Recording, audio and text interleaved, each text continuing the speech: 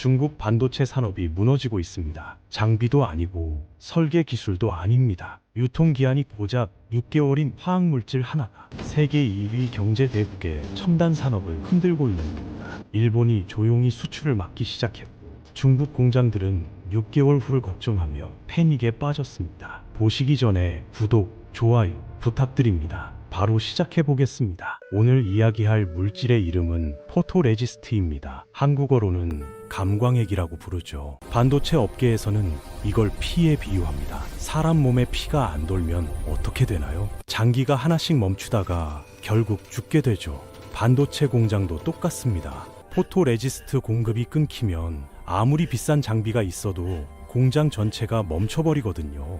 그런데 이 물질이 왜 이렇게 중요할까요? 반도체 만드는 과정을 쉽게 설명해 드리겠습니다. 여러분 어릴 때 스탬프 찍어본 적 있으시죠? 도장에 잉크 묻혀서 종이에 꾹 누르면 그림이 찍히잖아요. 반도체 만드는 것도 원리는 비슷합니다. 실리콘 웨이퍼라는 얇은 판 위에 아주 미세한 회로를 새기는 거예요. 이때 빛을 이용해서 패턴을 만드는데 포토레지스트가 바로 이 과정에서 쓰이는 특수 화학물질입니다. 웨이퍼 위에 포토레지스트를 얇게 바른 다음에 특정 부분에만 빛을 쏘면 빛을 받은 부분과 안 받은 부분의 성질이 달라져요. 그 다음에 화학 처리를 하면 한쪽만 깎여 나가면서 원하는 패턴이 만들어지는 거죠. 이걸 수십 번, 수백 번 반복하면서 반도체 칩이 완성됩니다. 문제는 이게 그냥 화학물질이 아니라는 겁니다. 요즘 반도체는 머리카락 굵기의 수천 분의 1 크기로 회로를 새겨요. 1나노미터가 얼마나 작은지 감이 안 오실 텐데 머리카락 한 올을 10만 개로 쪼갠 것 중 하나라고 생각하시면 됩니다. 이런 초미세 공정에서는 불순물이 조금만 섞여도 회로가 망가져 버려요. 그래서 포토레지스트 안의 금속 불순물을 1조분의 1 수준으로 관리해야 합니다. 이게 얼마나 어려운 일인지 비유를 들어드리면 서울에서 부산까지 고속도로에 모래알 하나도 없이 청소하는 것과 비슷해요.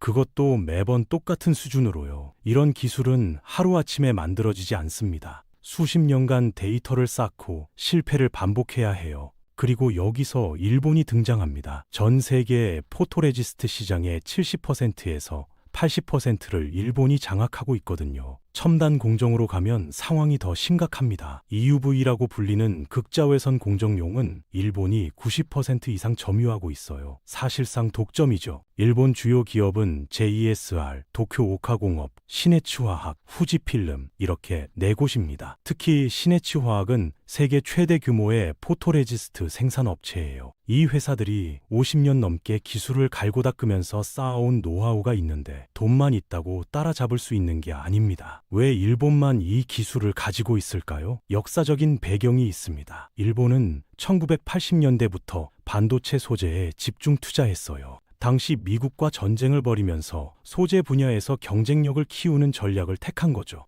결과적으로 미국은 설계와 장비를, 일본은 소재를 장악하게 됐습니다. 그런데 여기서 한 가지 더 중요한 게 있어요. 포토레지스트는 유통기한이 있는 소모품입니다. 보통 3개월에서 6개월 정도면 못 쓰게 돼요. 반도체 장비는 한 번 사면 몇 년 동안 쓸 수 있잖아요. 그래서 장비 수출이 막혀도 당장은 버틸 수 있습니다. 기존 장비로 계속 생산하면 되니까요. 하지만 소재는 다릅니다. 아무리 많이 쌓아놔도 6개월 지나면 전부 버려야 해요. 공급이 끊기면 공장이 멈추기까지 몇 개월밖에 안 걸린다는 뜻입니다.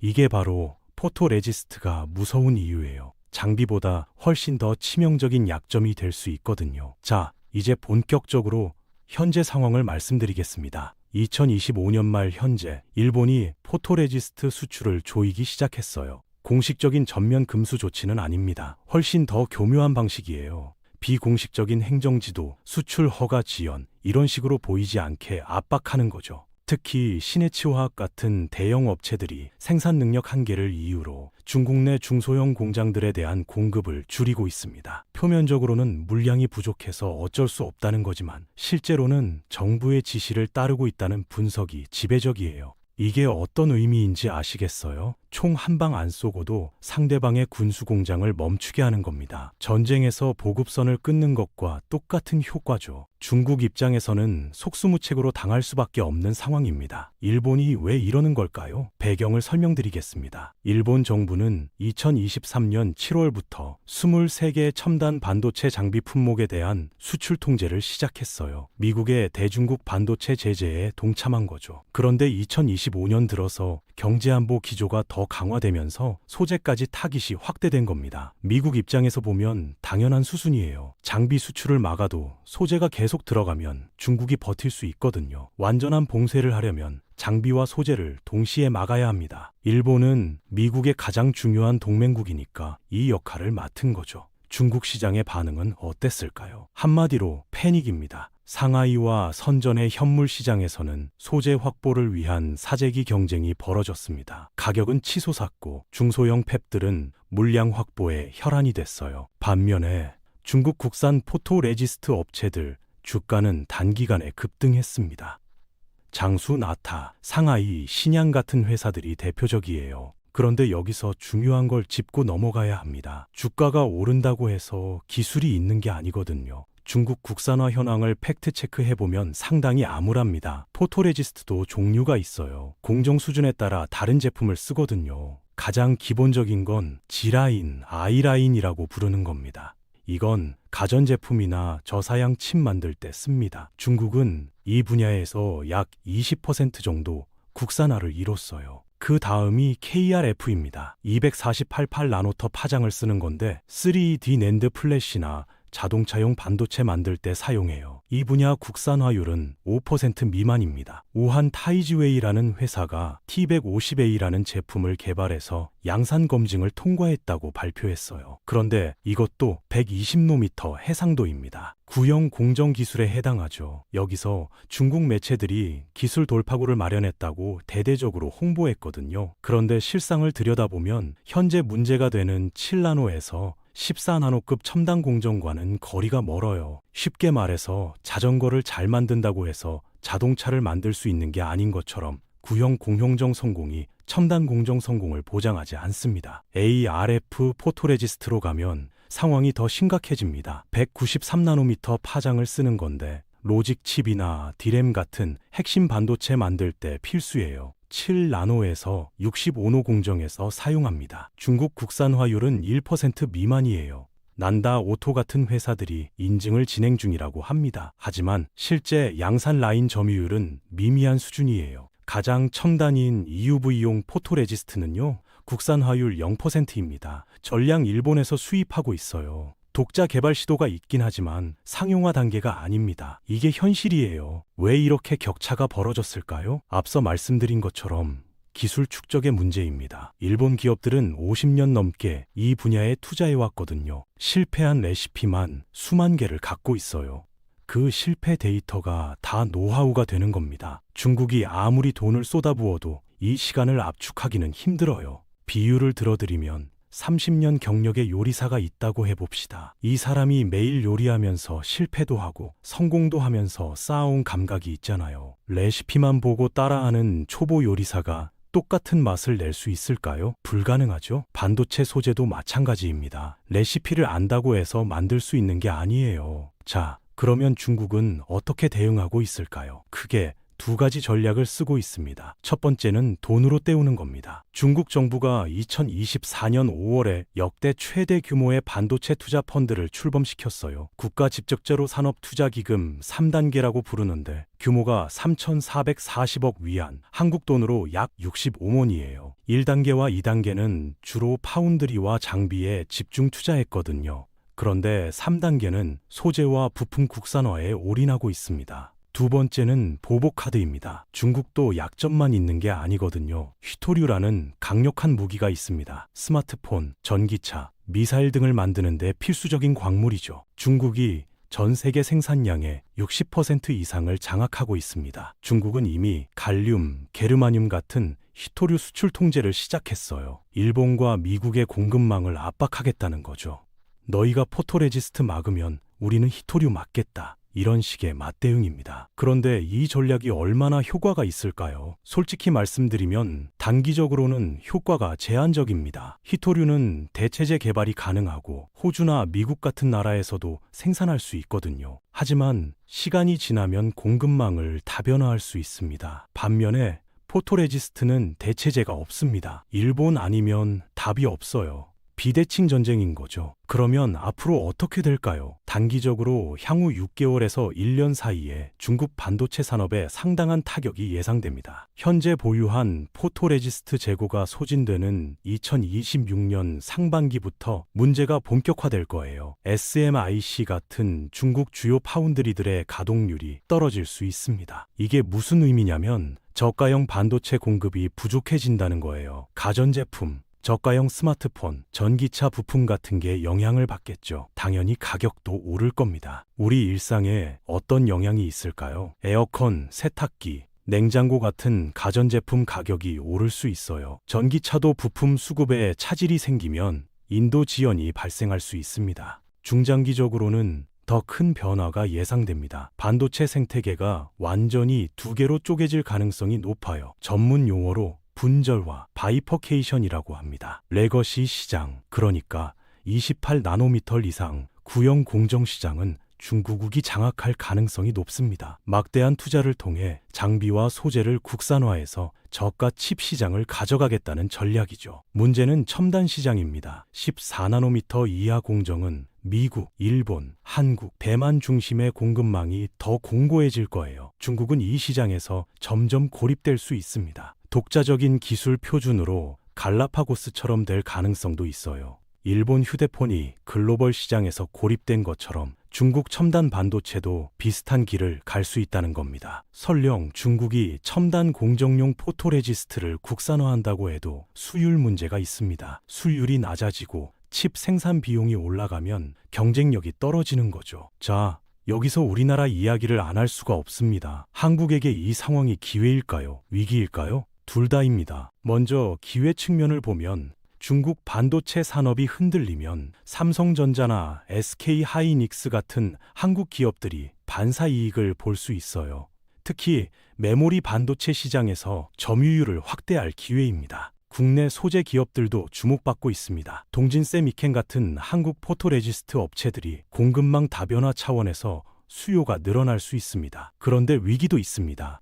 중국이 보복 조치로 히토류 수출 규제를 한국까지 확대하면 우리 전자산업도 타격을 받아요. 게다가 중국은 한국 반도체의 최대 수출 시장 중 하나입니다. 중국이 한국 기업들을 제재하거나 국산품 우선 정책을 강화하면 수출이 줄어들 수 있습니다. 그래서 한국 기업들은 양면 전략을 써야 합니다. 베트남이나 인도 등으로 생산 기지를 분산하며 시장을 개척하고 동시에 공급망 리스크를 관리해야 해요. 이 상황을 좀 더 넓은 관점에서 보면 지금 벌어지고 있는 건 단순한 무역 분쟁이 아닌 기술 패권 전쟁입니다. 21세기형 자원 전쟁이라고 해도 과언이 아닙니다. 과거 석유가 했던 역할을 지금은 반도체가 하고 있습니다. 반도체 없이는 스마트폰도 자동차도 무기도 못 만드니까요. 그런데 반도체 하나를 만드는데 수백 개의 부품과 소재가 필요하고 이 중 하나인 포토레지스트를 일본이 50년간 투자해 장악한 겁니다. 결국 기술 전쟁에서 이기려면 돈만 있어선 안 되고 시간이 필요합니다. 그 시간 동안 축적되는 노하우, 즉 암묵지가 진짜 경쟁력입니다. 일본 입장에서 보면 이번 규제는 전략적으로 완벽한 타이밍입니다. 장비 규제에 이어 소재까지 막으면서 공식적인 금수 조치 없이 중국의 숨통을 조이고 있거든요. 앞으로 5년에서 10년이 중요합니다. 중국이 이 기간 안에 첨단 소재 자립에 성공하느냐 실패하느냐에 따라 글로벌 반도체 판도가 완전히 바뀔 수 있어요. 우리가 지켜봐야 할 건 첫째, 일본의 규제 수위입니다. 둘째, 중국의 국산화 진척 속도와 실제 양산 여부입니다. 셋째, 글로벌 공급망 재편 과정에서 한국이 어느 쪽에 어느 정도로 협력하느냐가 중요합니다. 마지막으로 정리해드리겠습니다. 지금 벌어지고 있는 포토레지스트 규제는 빙산의 일각이며 진짜 전쟁은 이제부터 시작입니다. 반도체 칩 하나에 국가의 운명이 걸린 시대, 일본이 던진 카드 한 장이 중국 반도체 굴기의 가장 약한 고리를 정밀 타격했습니다. 중국의 극복 여부가 향후 10년간 글로벌 기술 패권의 향방을 가를 것이며 우리나라도 이 흐름 속에서 기회를 잡거나 위기를 맞을 수 있습니다. 중요한 건 상황을 제대로 이해하고 대비하는 겁니다. 오늘 영상이 그 이해에 조금이라도 도움이 됐으면 좋겠습니다. 오늘 영상도 유익하셨다면 구독, 좋아요 해주세요. 감사합니다. 대한민국 경제의 척추가 소리 없이 부러지고 있습니다. 이것은 단순한 경기 침체가 아니라 죽느냐 사느냐가 걸린 생존의 문제입니다. 통계청의 데이터는 충격 그 자체입니다. 40대 취업자 수가 무려 41개월 연속으로 곤두박질치며 우리 사회를 지탱하던 소비 엔진이 완전히 꺼져가고 있습니다. 경제 활동이 가장 왕성해야 할 허리 세대가 일터에서 쫓겨난다는 것은 대한민국 경제의 내일이 증발하고 있다는 뜻과 정확히 일치합니다. 여러분은 지금 본인의 자리가 안전하다고 확신하십니까?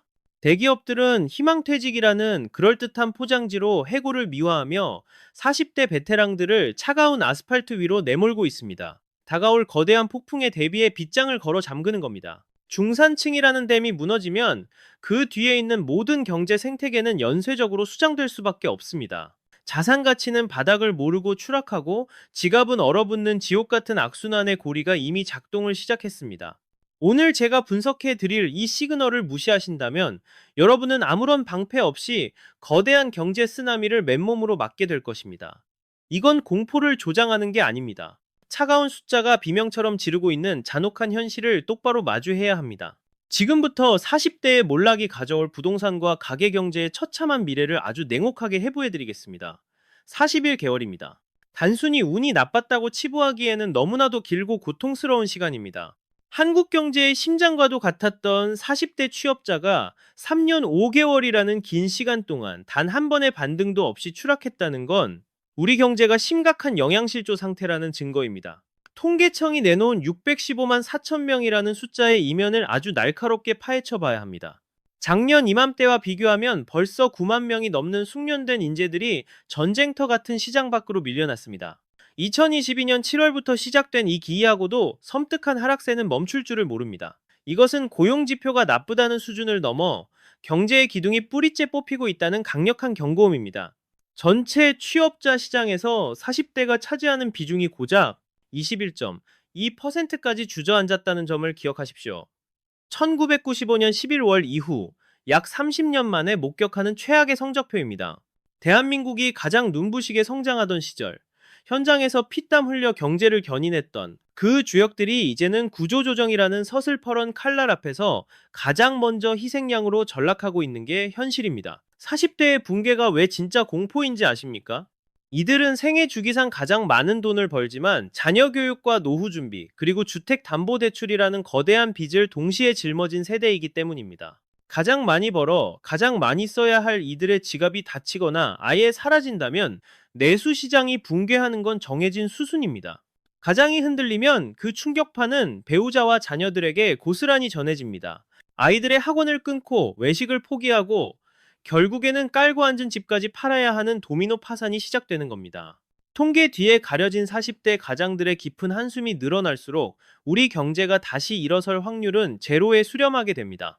지금 이 사태를 단순히 인구가 줄어들어서 생기는 자연스러운 현상이라고 착각하며 자위해서는 절대 안 됩니다. 기업들은 더 이상 40대의 노련함을 존중하지 않습니다. 오히려 고비용 저효율이라는 낙인을 찍어 가차없이 시장 밖으로 내던지고 있습니다. 허리가 끊어진 경제는 결국 주저앉아 식물인간이 될 것이고 그 고통은 끔찍하게도 우리 모두가 나눠 짊어져야 합니다. 하지만 진짜 뼈아픈 진실은 따로 숨어 있습니다.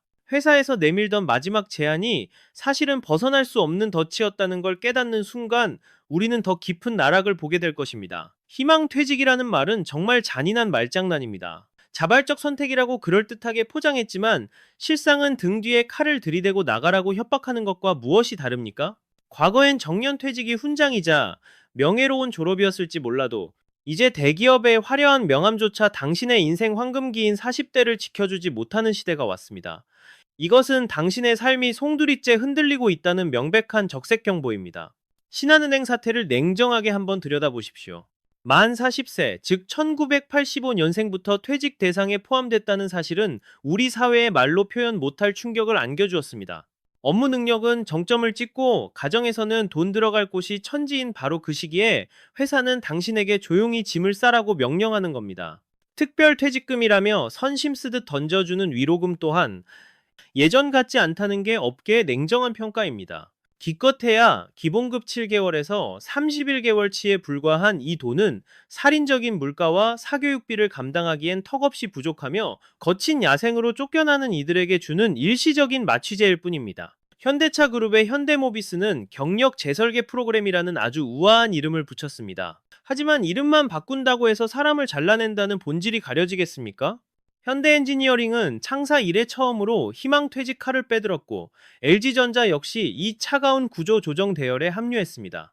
국내 굴지의 초일류 기업들이 이토록 급하게 인력을 쳐내는 이유는 딱 하나입니다. 그들은 내년과 내후년의 경제 상황이 지금보다 훨씬 더 지옥 같을 것이란 걸 본능적으로 감지하고 배가 침몰하기 전에 미리 짐을 버리듯 사람을 버리는 것입니다. 지금 나가지 않으면 나중에는 더 비참한 조건으로 쫓겨날지 모른다는 공포가 대한민국 40대 베테랑들의 영혼을 갉아먹고 있습니다. 회사는 당신을 미래의 동반자가 아니라 비용 절감을 위해 언제든 도려내야 할 악성 재고로 분류한 지 오래입니다. 이건 단순히 밥줄이 끊기는 차원의 문제가 아닙니다. 당신이 인생을 갈아 넣어 쌓아 올린 가치가 송두리째 부정당하는 피가 마르는 현실입니다. 40대 가장이 회사 문 밖으로 밀려나는 순간 온 가족이 누리던 중산층이라는 간판은 파도 앞에 모래성처럼 흔적도 없이 사라질 수밖에 없습니다. 재취업? 낙타가 바늘구멍 통과하기보다 어렵고 창업시장은 이미 시체가 즐비한 레드오션 그 자체입니다. 대기업 명함 반납하고 퇴직금 털어 치킨집이나 카페 차렸다가 1년도 못 버티고 빚더미에 앉는 시나리오는 이제 뉴스거리조차 못 됩니다. 매달 마약처럼 꽂히던 월급이 끊긴 자리를 대신 채우는 게 뭔지 아십니까? 숨막히는 막막함과 독촉장처럼 날아드는 고지서들 뿐입니다. 준비 없이 맞이하는 은퇴는 제2의 인생이 아니라 생지옥입니다. 희망퇴직서에 도장을 찍는 그 순간 당신을 지켜주던 온실은 박살나고 냉혹한 야생의 자본주의가 이빨을 드러낼 겁니다. 하지만 진짜 공포영화는 퇴직금 봉투를 품에 안고 회사를 나서는 바로 그 순간부터 시작됩니다. 수입은 심장박동을 멈췄는데 어깨에 짊어진 빚은 괴물처럼 덩치를 불리며 당신의 목줄을 서서히 조여올 테니까요. 지금 대한민국 중산층은 출구 없는 독방에 갇힌 신세나 다름없습니다. 개미처럼 일하면 잘 살 수 있다는 신화는 박살났고 아무리 발버둥 쳐도 밑 빠진 독에 물 붓기만 반복하는 꼴입니다. 통계가 말해주는 진실은 더 끔찍합니다. 단순히 지갑이 얇아진 게 아니라 대한민국을 버티던 척추가 속에서부터 썩어 문드러지고 있다는 뜻입니다. 소위 중산층이라 불리는 소득 2분위 가구의 평균 소득은 5,800만 원 선에 묶여 있습니다. 진짜 충격적인 건 1년 전보다 고작 1.8% 오르는데 그쳤다는 사실입니다. 미친 듯이 뛴 물가를 생각하면 사실상 월급이 깎인 겁니다. 2017년 통계 작성 이래 가장 처참한 성적표라는 불명예를 안게 된 거죠. 반면 고소득층은 4.4%, 심지어 저소득층조차 3.1%씩 소득이 늘 때 경제의 허리라는 중산층만 외딴 섬처럼 고립되어 뒷걸음질 치고 있습니다. 근로소득은 겨우 1.5% 늘어난 게 전부고 자영업자들의 사업소득은 되려 0.1% 곤두박질 치며 팬데믹 이후 처음으로 마이너스를 찍었습니다. 이게 무슨 소린지 감이 오십니까?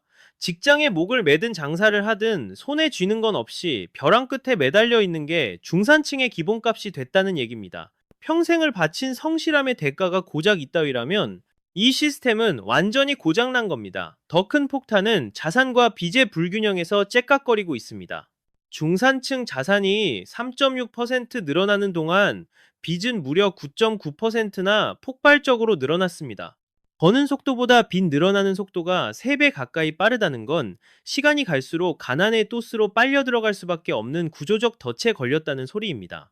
자산 3.6% 늘었다는 것도 집값 방어 덕분이지 실제 내 주머니에 꽂히는 현금은 9.9%씩 늘어난 이자 갚느라 눈 녹듯 사라지고 있습니다.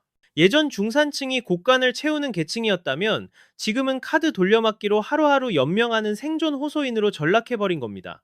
겉으로는 번듯한 아파트에 살고 대기업 명함을 내밀지 몰라도 그 속은 부채라는 암덩어리가 온몸을 잠식한 말기 환자 상태입니다. 뼈 빠지게 벌어 은행 이자와 세금으로 다 털리고 나면 남는 건 내일을 장담할 수 없는 서늘한 공포뿐입니다. 이런 재정적 질식 상태는 결국 한 인간이 마지막까지 지키고 싶었던 성역까지 침범했습니다. 한국 부모들이 목숨보다 귀하게 여겼던 그 최후의 보루마저 무너졌다는 걸 알게 되신다면 등골이 오싹해지실 겁니다. 대한민국에서 자식 교육은 종교입니다. 부모가 굶을지언정 학원비는 절대 건드리지 않는 게 이 바닥의 국룰이었습니다. 그런데 그 철옹성 같던 믿음에 마침내 거대한 금이 가기 시작했습니다. 이건 단순한 지출 조정이 아닙니다. 중산층 가정이 더 이상은 못 버티겠다며 백기를 든 처절한 항복선언입니다. 오늘 터져나온 국가 통계는 가히 충격 그 자체입니다. 5년 만에 처음으로 사교육비 지출 그래프가 꺾였습니다. 2020년 팬데믹이라는 초유의 사태 때도 멈추지 않았던 학원비 결제가 드디어 마이너스를 찍은 겁니다. 미혼 자녀를 둔 부부의 월 평균 학원비가 41만 3천 원으로 전년보다 0.7% 줄었다는 이 수치. 숫자 노름 뒤에 숨겨진 공포는 상상을 초월합니다. 고작 0.7% 가지고 왜 호들갑이냐고 물으시겠습니까? 한국 사회에서 학원비를 줄인다는 건 쥐어짜다 못해 마른 수건이 찢어질 때까지 갔다는 최후의 신호이기 때문입니다. 외식 끊고 여행 포기하고 옷 안 사입고 버티다 도저히 답이 안 나올 때 부모들은 피눈물을 머금고 학원 등록을 취소합니다. 소비 성향이 1년 전보다 2.3%나 곤두박질 쳐 68%까지 떨어졌다는 건 당장 오늘의 생존을 위해 아이들의 미래까지 저당 잡혀야 하는 지경에 이르렀다는 뜻입니다. 팬데믹 시절의 악몽이, 아니 그보다 더한 공포가 다시 시작되고 있습니다. 하지만 과거의 위기와 지금 우리가 마주한 현실은 그 결이 완전히 다릅니다. 그때는 전염병으로 인한 물리적 봉쇄였다면 지금은 지갑이 텅 비어버린 탓에 소비가 강제로 멈춰버린 경제적 봉쇄 상태입니다. 치솟는 물가와 감당하기 힘든 금리 탓에 중산층의 가계부는 이미 심각한 적자 상태로 돌아선 지 오래입니다. 계층 이동의 마지막 희망인 자녀 교육비마저 제 손으로 끊어내야 할 만큼 현재의 재정적 압박은 잔혹하고도 직접적으로 목을 조여오고 있습니다. 이는 단순히 한 가정의 문제가 아니라 내수 시장 전체가 붕괴하기 직전임을 알리는 불길한 징조입니다. 학원가가 타격을 입고 주변 상권이 도미노처럼 무너지는 현상은 이제 막 시작된 서막에 불과합니다. 진짜 공포는 이러한 극한의 상황에 내몰린 3040 세대가 과연 우리가 알던 그 소비시장의 주축으로 계속 살아남을 수 있느냐는 점입니다. 여러분이 철석같이 믿고 있는 자산 가격이 이들의 절규와 파산 위에서 언제까지 버텨줄 수 있을지 냉정하게 따져봐야 할 시점입니다. 자식의 미래까지 포기하며 벼랑 끝에 선 이들이 마지막까지 움켜쥐려 했던 단 하나의 욕망이 있습니다. 그러나 그토록 지키고 싶었던 그 욕망이 실상은 자신의 숨통을 끊어놓을 거대한 족쇄였다는 것을 깨닫는 데는 그리 긴 시간이 필요치 않을 것입니다. 지금 서울 아파트 시장을 떠받치고 있는 주인이 과연 누구라고 보십니까? 놀랍게도 거래되는 10건 중 8건은 바로 30대와 40대의 손을 거쳐갔습니다. 영끌이니 갭 투자니 하는 그럴싸한 포장지를 벗겨보면 그 속에는 우리 사회의 젊은 주축들이 스스로 거대한 빚의 수렁으로 걸어 들어갔다는 서글픈 자화상만이 남아있으며, 이는 곧 닥쳐올 금융 한파에 가장 먼저 깨져나갈 약한 고리가 바로 그들이라는 뜻입니다. 그들이 가진 순수한 자기 자본은 고작 37%에 불과했습니다. 나머지 63%는 전부 은행 빚이거나 세입자에게 돌려줘야 할 전세 보증금으로 채워진 위태로운 거품입니다.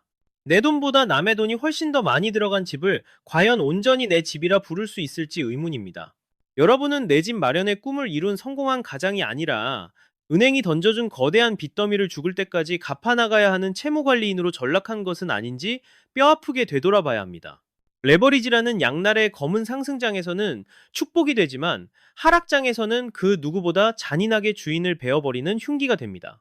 3040 세대가 무리하게 갭 투자 전쟁에 뛰어든 이유는 단 하나, 지금 아니면 영원히 도태될 것이라는 공포심리 때문이었습니다. 하지만 그들이 간과한 결정적인 실수는 부동산 시장의 판도가 완전히 뒤집히고 있다는 사실입니다. 소득은 제자리인데 금리만 미친 듯이 뛰는 상황에서 63%라는 살인적인 부채 비율은 언제 터질지 모르는 시한폭탄과 같습니다. 지금 그들은 팔고 싶어도 팔 수 없는 완벽한 외통수에 갇혀버렸습니다. 대출 문턱은 갈수록 높아지고 고금리 행진이 계속되면서 사려는 사람의 씨가 말라버렸기 때문입니다. 자금 조달 계획서에 적어놓았던 그 화려한 숫자들은 시장이 얼어붙는 순간 휴지 조각이 되어버릴 뿐입니다. 결국 가장 많은 빚을 짊어진 세대가 가장 먼저, 그리고 가장 처참하게 무너질 수밖에 없는 구조적 모순 속에 우리는 갇혀 있습니다. 이 사태를 단순히 개인의 무모한 투기 탓으로 돌리기에는 다가올 현실이 너무나 가혹합니다. 국가 경제의 허리인 3040 세대가 부동산이라는 거대한 덫에 걸려버는 돈족족 이자로 바치고 있다는 사실은 향후 10년 이상 내수 경제가 침체됨에서 빠져나오지 못할 것임을 의미합니다. 집값이 조금이라도 휘청이면 이들의 가계 경제는 순식간에 파산 위기로 내몰릴 것입니다. 그 충격파는 서울 아파트라는 난공불락의 신화조차 산산이 조각낼 만큼 위력적일 것입니다. 부동산 시장은 결국 심리 싸움이고 그 심리를 지탱하는 유일한 힘은 현금 흐름입니다. 하지만 지금 그 현금 흐름의 생명줄이 강제로 끊어지려 하고 있습니다. 정부와 은행이 한통속이 되어 여러분의 자금줄을 죄어올 최후의 카드를 만지작거리고 있다는 사실을 안다면 지금의 불경기는 차라리 평화로운 전조현상이었음을 뼈저리게 느끼게 될 것입니다. 돈줄이 마른다는 표현은 이제 단순한 비유가 아니라 생존을 위협하는 잔인한 현실이 되었습니다. 금융당국과 은행권이 합심하여 가계대출의 숨통을 끊어놓는 이른바 대출 빙하기가 이미 우리 턱 밑까지 차올랐습니다. 내년도 가계대출 증가율을 명목 성장률의 딱 절반인 2%로 틀어막겠다는 주요 은행들의 선언은 사실상 여러분에게 단 한 푼도 빌려주지 않겠다는 절교 통보나 마찬가지입니다. 내년도 명목 국내 총생산 성장률이 4% 안팎으로 예상되는 상황에서 대출 증가율을 그 절반인 2%로 묶어버린다는 것이 진짜 어떤 의미인지 냉정하게 계산기를 두드려 보십시오. 경제 몸집이 커지는 속도보다 돈이 도는 속도를 강제로 늦추겠다는 뜻이며 이는 곧 시장에 공급되는 산소를 절반으로 줄여버리겠다는 질식작전입니다. 지금까지 우리 경제를 억지로 끌고 왔던 빚의 선순환 구조가 완전히 박살났음을 의미합니다. 특히 빚을 내서 빚을 막아온 3040 세대에게는 사실상 경제적 사형 선고와도 같은 소식입니다. 정부의 태도는 단호하다 못해 서슬퍼런 칼날과도 같습니다. 금융당국 수장들은 가차 없는 총량 관리를 예고하며 은행들을 압박하고 있고 은행들은 수익 따위는 포기한 채 정부 눈치 보기에 급급해 대출 성벽을 그 어느 때보다 높게 쌓고 있습니다. 이미 5대 시중은행의 주택담보대출 증가세는 마이너스로 돌아섰으며 지난 7월에만 4조 원 넘게 쏟아져 나오던 대출금이 불과 몇 달 만에 자취를 감춘 것은 시작에 불과합니다. 이것은 일시적인 속도 조절이 아니라 금융 패러다임 자체가 뒤집히는 거대한 전환점입니다. 과거에는 신용 점수만 좋으면 언제든 은행 금고를 열 수 있었지만 이제는 아무리 능력이 있어도 돈을 빌릴 수 없는 세상이 왔습니다. 급전이 필요한 서민들은 이금융권으로 밀려나다 결국 벼랑 끝으로 추락하게 될 것입니다. 돈줄이 말라버린 시장입니다. 현금화할 수 없는 자산은 아무리 화려해 보여도 빚 좋은 개살구일 뿐 그저 숫자에 불과합니다. 다가오는 내년은 누가 대출을 더 잘 받느냐가 중요한 게 아닙니다. 빚 없이도 버틸 체력이 있는 자만이 살아남는 진짜 배기 적자 생존의 판이 깔릴 것입니다. 은행을 더 이상 파트너로 착각하지 마십시오. 그들은 비가 오면 우산을 뺏고 당신의 자산을 가장 먼저 압류해갈 냉혹한 추심가로 돌변하고 있습니다. 하지만 대출 거절보다 더 섬뜩한 공포가 우리 목을 조여오고 있습니다. 내 지갑을 터는 건 은행만이 아닙니다. 우리가 손쓸 수 없는 외부 충격이 이미 금리라는 괴물을 깨워버렸기 때문입니다. 환율 1,400원 시대가 코앞까지 닥쳤습니다. 이건 단순한 등락폭의 문제가 아닙니다. 내 가게, 내 자산을 야금야금 갉아먹는 거대한 악재가 등장했다는 신호입니다. 이미 1,481원을 뚫으며 제2의 외환위기 공포를 키우고 있는 환율은 수입 물가에 기름을 붓고 결국 한국은행의 손발을 묶어 금리 인하라는 희망마저 짓밟고 있습니다. 소비자 물가는 이미 2.4%를 넘겼고 우리가 피부로 느끼는 체감 물가는 3%에 육박합니다. 시중금리의 척도인 국고채 금리가 뛰자 은행들은 기다렸다는 듯이 대출 이자를 올리고 있습니다. K뱅크 주택담보대출 상단이 8.2%를 찍었다는 건 괴담이 아닌 현실입니다. 이제 우리는 대출금리 10% 시대를 대비해야 하는 처참한 지경에 이르렀습니다. 8.2% 절대 만만히 볼 숫자가 아닙니다. 6억 원을 빌렸다면 원금은커녕 이자만 매달 400만 원 넘게 깨진다는 소리입니다. 숨만 쉬어도 통장 잔고가 마이너스로 꽂히는 구조입니다. 내 집 마련을 위해 영혼까지 끌어다 쓴 30, 40대에게 금리 10%는 삶의 의지를 꺾어버리는 사형선고나 다름없습니다. 환율이 뛰면 물가가 뛰고 물가가 잡히지 않으면 금리는 절대 내려갈 수 없습니다. 정부가 아무리 시장을 누르고 공급책을 내놔도 밀려오는 글로벌 금융 쓰나미를 막기엔 역부족인 게 냉정한 현실입니다. 지금 닥친 고금리는 지나가는 소나기가 아닙니다. 우리가 오랫동안 견뎌야 할 뼛속 시린 경제 빙하기의 서막입니다. 자산 가치는 추락하는데 갚아야 할 이자는 눈덩이처럼 불어나는 상황. 이 지옥 같은 빚의 굴레에서 탈출할 방법은 극히 드뭅니다. 지금 움켜쥐고 있는 그 집이 노후를 지켜줄 동아줄인지, 아니면 인생을 통째로 삼킬 블랙홀인지, 감정 빼고 계산기 두드려 냉철하게 판단해야 할 때입니다. 시장 심리는 이미 회생 불가능할 정도로 박살났고, 숫자는 거짓말을 하지 않습니다. 이 모든 파국의 징후가 가리키는 결말은 명확합니다. 불패 신화라던 서울 아파트라는 성벽마저 무참히 무너뜨릴 대폭락의 시작입니다. 대한민국 경제의 허리가 뚝 부러지는 파열음이 들리고 있습니다. 지금은 공격할 때가 아니라 방어할 때입니다. 현금 흐름을 확보하지 못한 사람은 이 거대한 태풍 속에서 제일 먼저 쓸려나갈 것입니다. 하지만 남들이 다 죽겠다고 아우성 칠 때, 누군가는 조용히 반격의 기회를 노리고 있습니다. 과연 2025년 대폭락의 끝자락에서 살아남은 승자만이 거머쥔 마지막 열쇠는 무엇일까요? 그 해답을 누구보다 빨리 알고 싶다면 구독과 좋아요 누르고 이 생존 여정에 함께해 주십시오. 본 영상은 투자에 참고만 하시길 바라며 모든 선택과 책임은 투자자 본인에게 있음을 분명히 말씀드립니다. 2026년 부동산 시장이 장밋빛으로 보이십니까? 아니면 한 치 앞도 안 보이는 칠흑 같은 어둠입니까? 남들 뒷공무니만 쫓다가는 평생 피땀 흘려 모은 전 재산이 순식간에 공중분해될 수 있는 가장 살얼음판 같은 시기가 도래했습니다. 기레기 언론들은 지금이 막차라며 공급 절벽이라며 온갖 감언이설로 여러분의 눈과 귀를 가리고 호주머니를 털려합니다. 현실을 직시하십시오. 강남 불패라는 허상 아래 신고가가 찍히는 듯하지만 그 밑바닥에는 거래 절벽으로 비명을 지르며 무너져가는 일반 단지들이 수두룩합니다. 단순히 호가 몇 푼 올랐다는 순노름에 현혹되어서는 절대 안 됩니다. 진짜 공포는 수면 아래서 다가옵니다. 누군가는 현금을 챙겨 떠나고 누군가는 빚더미에 깔려 죽는 이 잔인한 운명의 갈림길에서 당신은 폭탄을 받아내시겠습니까? 저는 오늘 여러분께 헛된 희망 고문을 하려는 게 아니라 이 지옥 같은 시장에서 뼈를 깎는 심정으로 살아남을 생존 비책을 말씀드리려 합니다. 막연한 존버 정신은 갖다 버리십시오. 자극적인 기사 제목 뒤에 숨겨진 세력의 의도를 간파하지 못하면 결국 당신은 세력들의 엑시트를 도와주는 총알바지이자 설거지 부대가 될 뿐입니다. 자, 이제 2026년 부동산 판때기가 어떻게 뒤집히고 있는지 그 추악한 민낯을 낱낱이 파헤쳐 보겠습니다. 벨트 꽉 매셨습니까? 시장의 광기가 만들어낸 거품을 걷어내고 오직 차가운 팩트 폭격으로 그려낸 생존 지도를 공개합니다. 정치인들의 혓바닥은 언제나 달콤하기 그지없습니다. 선거철이 되면 그 달콤함은 맹독을 품은 미끼로 돌변합니다. 2026년 6월 지방선거를 앞두고 쏟아질 각종 개발 호재들은 여러분의 곳간을 채워주려는 게 아니라 그들의 금배지를 지키기 위한 쇼일 뿐입니다. 부동산은 철저한 심리 게임입니다. 여의도에서 돈을 푼다, 규제를 푼다, 바람잡기 시작하면 대중들은 또다시 포모 증후군에 빠져 탐욕스럽게 달려듭니다. 현 정권은 표심을 잡기 위해 집값 폭락을 막으려 안간힘을 쓸 것이고 평소보다 훨씬 막대한 정책 자금을 상반기에 몰빵할 확률이 99%입니다. 약 15조 원에서 20조 원에 달하는 엄청난 돈이 시장에 풀리면 죽어가던 부동산이 벌떡 일어나는 듯한 착시 현상이 생깁니다. 허나 이건 환자가 건강을 되찾은 게 아니라 마약성 진통제를 맞고 잠시 고통을 잊은 채 춤을 추는 꼴입니다. 총알이 있어야 전쟁을 하듯 돈이 있어야 집을 삽니다. 그러나 대한민국 가계부채는 이미 터지기 일보 직전입니다. 정부가 영끌해서 만든 돈줄이 마르는 시점은 기가 막히게도 선거가 끝나는 6월 직후가 될 겁니다.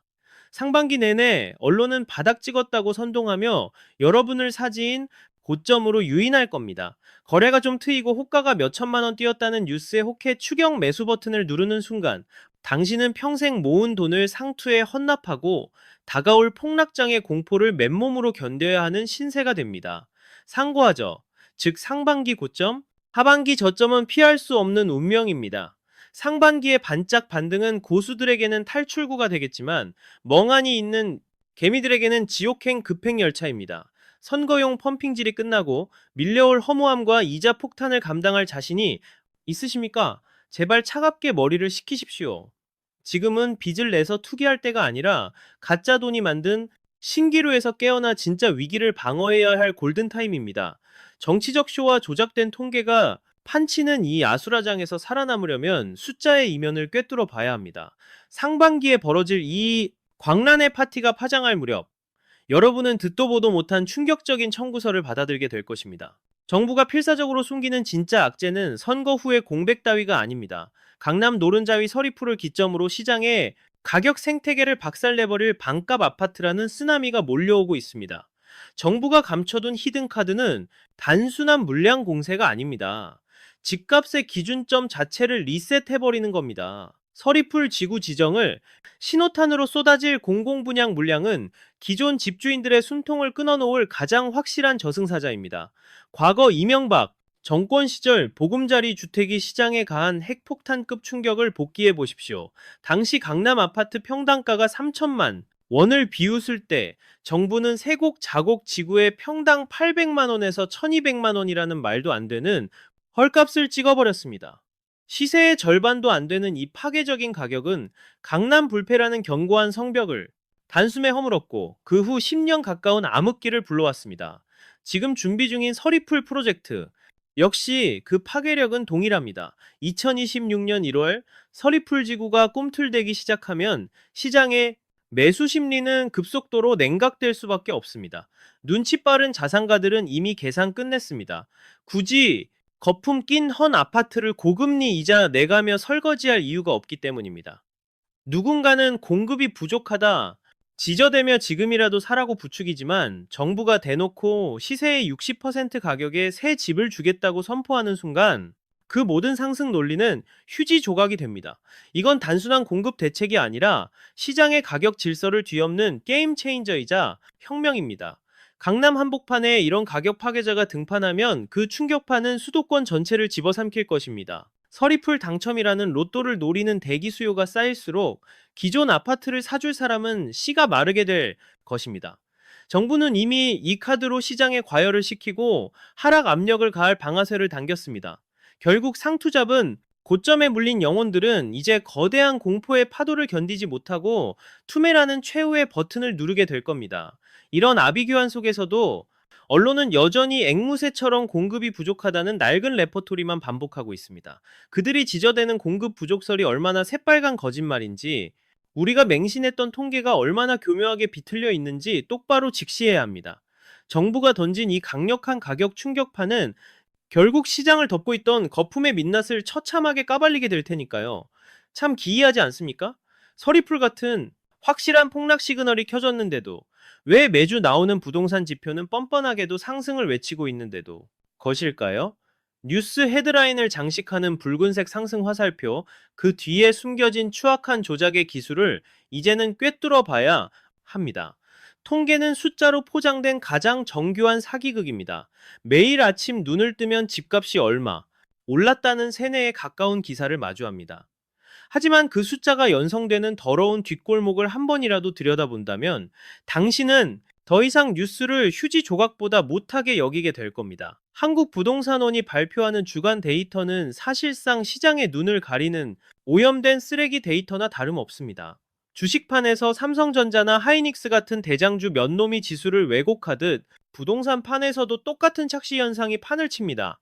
송파구의 대장이라 불리는 엘스나 리센츠, 트리지움 같은 1만 5천 세대급 매머드 단지를 봅시다. 여기서 신고가 딱 하나만 터져도 통계 시스템은 송파구 전체가 불기둥이라도 솟은 양 계산해버립니다. 나머지 수만 세대의 아파트는 거래 절벽에 시달리며 가격이 곤두박질 치고 있어도 이 거대 단지의 숫자 노름이 모든 진실을 묻어버리는 겁니다. 실제로 송파구 안쪽 거여동이나 마천동 같은 지역은 조용히 무너져 내리고 있는데도 언론은 오직 잠실이라는 화려한 간판만 비추며 송파구 전체가 불장인 양 떠들어댑니다. 이것이 바로 기레기들이 시장을 선동하고 선량한 시민들을 설거지 부대로 전락시키는 전형적인 수법입니다. 애초에 주간 통계라는 시스템 자체가 악의 근원입니다. 한 달 뒤에나 나올 정확한 실거래가는 뒷전이고 당장 매주 자극적인 속보를 쏟아내는 이유는 단 하나입니다. 식어가는 시장에 인공호흡기를 대고 여러분의 불안 심리를 자극해 억지로라도 거래를 만들어내려는 수작입니다. 이 썩은 통계를 믿고 상투를 잡는 순간 당신의 전 재산은 정확히 반토막날 카운트다운에 들어가는 셈입니다. 지표는 불장이라는데 왜 내 집은 파리만 날리는지 그 서늘한 의구심을 품어본 적 없으십니까? 그것은 당신이 보고 있는 숫자가 시장의 진짜 체력이 아니라 오직 상위 1% 그들만의 리그에서 벌어지는 기형적인 거래만을 반영하고 있기 때문입니다. 이제는 이 숫자 최면에서 깨어나야 합니다. 조작된 통계가 쌓아 올린 바벨탑은 결국 실물 경제의 냉혹한 칼바람 앞에서 와르르 무너질 운명입니다. 특히 핑크빛 환상에 취해 있던 외곽 지역의 상황은 처참하다 못해 끔찍한 수준입니다. 통계 뒤에 가려진 진짜 지옥도는 지금 이 시각에도 수도권 변두리에서 소리 없이 펼쳐지고 있습니다. 한때 전국구 관심을 받으며 뜨겁게 달아올랐던 신도시와 GTX 라인, 지금 꼬라지가 어떻습니까? 막연한 기대가 확신으로 변질되는 순간 시작된 파주의 GTX 비극은 여러분의 상상 그 이상으로 깊고 잔인합니다.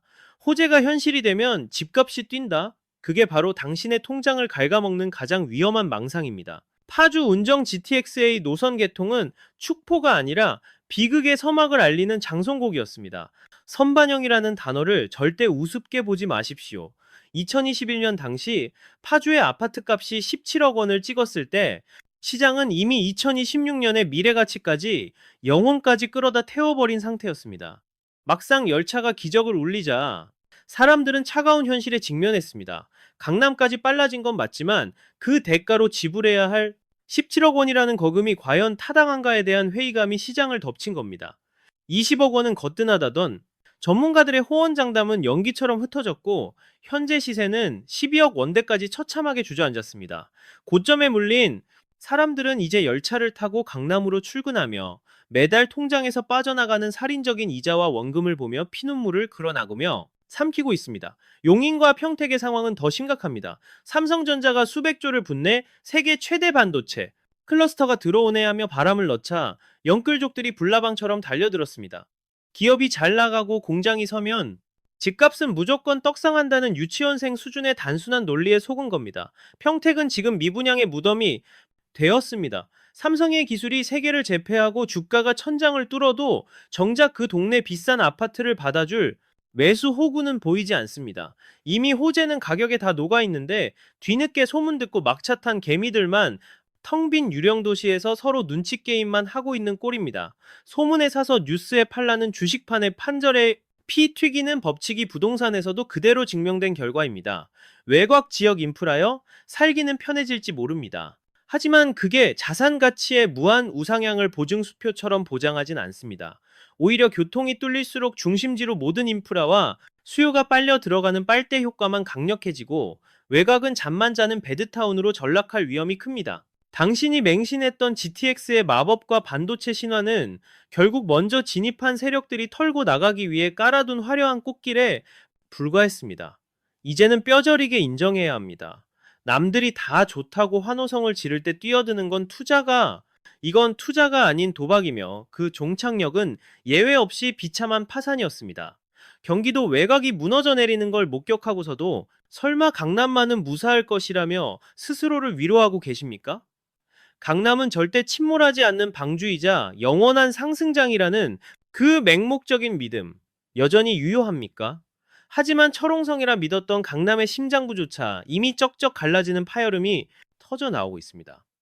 애써 외면하려 했던 강남의 비참한 민낯과 그 화려한 장막 뒤에서 벌어지는 소리 없는 추락을 이제는 두 눈 부릅뜨고 직시해야 할 시점입니다. 강남 불패라는 신앙, 그것이야말로 당신의 이성을 마비시키는 가장 위험한 안대입니다. 강남 3구의 모든 아파트가 신고가를 갱신 중이라는 언론의 호들갑은 새빨간 거짓말이자 대중을 사지로 내모는 기만전술에 불과합니다. 지금 강남 내부에서는 잔혹할 정도의 양극화와 계급 분리가 가속화되고 있습니다. 압구정 현대나 반포의 랜드마크들이 수십억 원을 호가하며 축포를 터뜨릴 때 그 화려한 조명 뒤편에 수많은 나홀로 아파트와 소규모 단지들은 비명 한 번 지르지 못하고 수장되고 있습니다. 당신은 그저 강남이라는 타이틀에 혹해 거액을 쏟아부었다가 탈출구 없이 갇혀버리는 생지옥을 상상해 본 적 있습니까? 적나라한 사례를 하나 던져드리겠습니다. 강남구 역삼동의 한 나홀로 아파트는 한때 15억 원까지 치솟으며 기세를 떨쳤으나 현재는 12억 원대까지 곤두박질 쳤습니다. 강남의 32평형 아파트가 12억 원이라는 사실, 뉴스에서 떠들어대는 30억, 40억짜리 강남과는 전혀 다른 차원의 이야기 같지 않습니까? 아무리 땅이 좋아도 세대수가 적고 브랜드 파워가 없는 단지들은 하락장의 쓰나미를 버티지 못하고 가장 먼저 시장에서 삭제되고 있습니다. 그런데 왜 이런 섬뜩한 진실은 뉴스에 한 줄도 실리지 않을까요? 건설사와 언론사가 카르텔을 형성해 강남 불패 신화를 지켜내야만 당신 같은 호구들을 판으로 끌어들일 수 있기 때문입니다. 소수 대단지 신축의 그들만의 리그가 강남 전체의 온도가 될 수는 없습니다. 송파구의 상황도 판박이입니다. 잠실 엘리트 단지만 신고가 행진을 벌일 뿐 그 외곽 지역은 상승 엔진이 꺼진 지 오래이며 하방 압력에 짓눌려 신음하고 있는 게 팩트입니다. 강남이니까 무조건 오른다는 막연한 미신에 전 재산을 몰빵하는 짓은 투자가 아니라 자살 행위입니다. 부자들의 안전자산이라 불리던 강남 부동산마저 이제는 냉혹한 옥석 가리기 시즌에 돌입했습니다. 꿈에서 깨어나십시오. 당신이 동경하는 강남은 조작된 통계와 자극적인 헤드라인이 빚어낸 허상일 가능성이 농후합니다. 내 돈을 지키고 싶다면 강남이라는 간판 뒤에 숨겨진 뼈아픈 상생 양극화의 실체를 직시해야 합니다. 강남의 균열은 서막에 불과합니다. 시장이 공포에 질려갈수록 대중의 불안을 먹고 자라는 어둠의 세력들이 독버섯처럼 창궐하기 시작합니다. 전문가라는 가면을 쓰고 여러분의 피 같은 돈을 노리는 사냥꾼들이 어떤 덫을 놓고 기다리는지 그 추악한 실체를 까발려드릴 차례입니다. 시장의 위기는 개미들에겐 재앙이지만 포식자들에게는 축제입니다. 집값이 곤두박질치고 영끌족들이 비명을 지를 때 그 공포심을 자양분 삼아 기생하는 가짜 전문가들이 판을 칩니다. 유튜브에서 수백억 자산가라며 자신을 포장하고 경매 필승법을 전수하겠다는 자들을 가장 경계하십시오. 상식적으로 생각해 봅시다. 진짜 돈이 복사되는 경매 비법이 있다면 왜 생판남인 당신에게 그걸 퍼주겠습니까? 경매는 구조적으로 입찰자가 늘어날수록 낙찰가는 치솟고 수익률은 박살나는 제로섬 게임입니다. 제 살 깎아먹으면서까지 노하우를 나누겠다는 말은 애초에 성립할 수 없는 새빨간 거짓말입니다. 그들이 강의를 팔고 고액의 유료 멤버십을 돌리는 진짜 이유는 딴 데 있습니다. 경매 수익이 아니라 여러분이 갖다 바치는 비싼 수강료로 그들의 감당 불가능한 대출 이자를 틀어막고 있는 게 잔혹한 진실입니다. 자산이 100억이라며 거들먹거리는 인간들의 장부를 까보면 기가 찰노릇입니다. 100억 원짜리 빌딩 명의는 갖고 있지만 순자산은 고작 7, 8억 원에 불과하고 나머지는 95%에 달하는 빚더미로 채워져 있습니다. 금리 폭등과 공실률 증가로 임대 수익이 쪼그라들자 이들은 당장 길거리에 나앉을 처지입니다. 그래서 택한 생존 방식이 바로 성공한 멘토 행세를 하며 수강생들을 모아 그 돈으로 돌려막기를 하는 겁니다. 특히 소액으로 건물주 되기라며 공동투자를 꼬드기는 곳은 쳐다보지도 마십시오. 지난 30년간 공동투자로 재미를 본 케이스는 10%도 안 되며 대부분은 진흙탕 소송전과 자산 공중분해라는 파국을 맞았습니다. 사고가 터졌을 때 그들은 결단코 당신의 돈을 책임져 주지 않습니다. 수수료와 강의료만 챙겨서 유유히 사라지면 그만입니다. SNS 속의 화려한 수익 인증샷과 호화로운 라이프 스타일은 전부 당신의 눈을 멀게 하기 위한 무대 소품일 확률이 매우 높습니다. 진짜 자산 관리는 남의 입에 내 운명을 맡기는 게 아니라 스스로 리스크를 검증하고 통제하는 능력에서 출발한다는 걸 명심하십시오. 남의 빚잔치 설거지나 해주는 호구가 되어 평생 모은 피땀을 허공에 뿌리시겠습니까? 사기꾼들이 쳐놓은 거미줄을 피했다고 해서 지금 당장 매수 버튼을 누를 타이밍은 아닙니다. 진짜 기회는 시끌벅적한 잔치판이 아니라 모두가 절망하고 떠나간 폐허 속에서 조용히 싹트고 있습니다. 2026년 하반기 시장에 보이지 않는 곳에서 판을 뒤엎을 거대한 쓰나미가 몰려오고 있습니다. 섣부른 판단은 벼락거지로 전락하는 급행 열차입니다. 기회는 오직 침묵하며 때를 기다리는 자에게만 찾아옵니다. 2026년 하반기는 우리가 믿어왔던 시장의 모든 공식이 산산조각 나는 변곡점이 될 것입니다. 언론이 떠들어대는 공급, 부족이라는 거짓 선동에 속아 빚더미에 앉는 건 자살행위나 다를 바 없습니다. 진짜 물량폭탄은 이제부터 투하됩니다. 창릉과 왕숙 등 3기 신도시 물량이 하반기부터 본격적으로 시장을 강타하면 기존 아파트들은 대체 불가능한 위기에 처하게 될 겁니다. 특히 고양 창릉 신도시를 예의주시하십시오. 창릉은 물리적 거리로만 봐도 일산보다 서울의 턱 밑에 있습니다. 서울, 접근성이 압도적인 입지에 최신 기술로 무장한 새 집이 헐값에 나오는데 도대체 누가 낡아 빠진 일산 아파트를 제값 주고 사겠습니까? 이건 단순한 공급이 아니라 일산 같은 구도심의 가격 저항선을 무참히 짓밟는 하방 압력으로 작용할 겁니다. 이미 일산의 눈치 빠른 투자자들은 창릉의 스케줄을 체크하며 탈출각을 재고 있습니다. 하반기로 갈수록 정부가 제시하는 공공분양가는 시장의 새로운 척도가 될 것입니다. 이 기준점이 바닥을 찍으면 주변 시세는 알아서 무릎을 꿇고 하향, 평준화될 수밖에 없습니다. 그런데도 상반기에 일시적 반등에 취해 지금이 막차라고 외치는 자들은 시장에 거대한 해이를 읽지 못하는 아마추어들입니다. 진짜 승부사들은 화려한 축포가 끝난 뒤 찾아올 싸늘한 빙하기를 노립니다. 2026년 하반기엔 정책 대출도 말라붙고 입주 폭탄까지 터지면서 시장은 철저하게 매수자가 갑이 되는 세상으로 뒤집힐 겁니다. 지금 안 사면 평생 후회할 것 같은 공포, 즉 포모 증후군 따위는 개나 줘버리십시오. 당신의 계좌를 지키는 건 정보도 차트 분석도 아닌 끝까지 버티는 인내심 그 자체입니다. 하반기에 펼쳐질 공공주택의 융단 폭격을 관망하며 가장 유리한 고지를 점령할 준비를 해야 합니다. 시장은 절대 도망가지 않습니다. 다만 준비 안 된 자들의 피 같은 돈을 빼서 준비된 자들에게 바칠 뿐입니다. 이제 이 모든 혼란의 고리를 끊어야 할 때입니다. 팩트 폭격이 가리키는 종착역이 어디인지, 오늘 당장 실천해야 할 생존 매뉴얼은 무엇인지 마지막으로 요약해 보겠습니다. 2026년 부동산 시장은 피 튀기는 전쟁터가 될 겁니다. 탐욕과 공포가 뒤엉킨 이 아수라장에서 살아남을 유일한 무기는 차가운 이성뿐입니다. 상반기에 얄팍한 반등의 소가 영끌하는 건 지옥불로 뛰어드는 것과 같으며 우리는 다가올 하반기의 공급 폭탄과 정책 변화를 숨죽여 기다려야 합니다. 그럴듯하게 포장된 광고나 자극적인 뉴스에 낚이지 마십시오. 지금은 공격할 때가 아니라 현금을 쟁여두고 시장의 맥을 짚으며 먹잇감을 노려볼 시기입니다. 정부가 던지는 서리풀이나 신도시 공공분양의 싼 가격표가 시장의 표준이 될 때까지 엉덩이 무겁게 버티는 사람만이 최후의 승자가 됩니다. 남들이 다 좋다고 떠드는 장밋빛 희망 고문보다는 오늘 확인한 냉혹한 데이터와 리스크를 뼈에 새기며 흔들리지 않는 멘탈을 잡는 게 급선무입니다. 내 피 같은 재산은 그 누구도 대신 지켜주지 않는다는 사실을 잊지 마십시오. 스스로 파고들고 끊임없이 의심하며 시장의 민낯을 꿰뚫어보는 해안을 길러야 이 거친 파도를 넘을 수 있습니다. 이 영상의 정보는 데이터와 분석에 기반했지만 투자의 최종 버튼을 누르는 건 본인의 몫이며 그 책임 또한 오로지 본인에게 있음을 분명히 합니다. 시장에 풍랑이 아무리 거세도 제대로 된 나침반을 쥔 사람에겐 반드시 기회의 땅이 보일 겁니다. 막연한 공포에 떨지 말고 팩트로 무장해 여러분의 미래를 직접 개척해 나가길 응원하며 오늘의 브리핑을 마치겠습니다.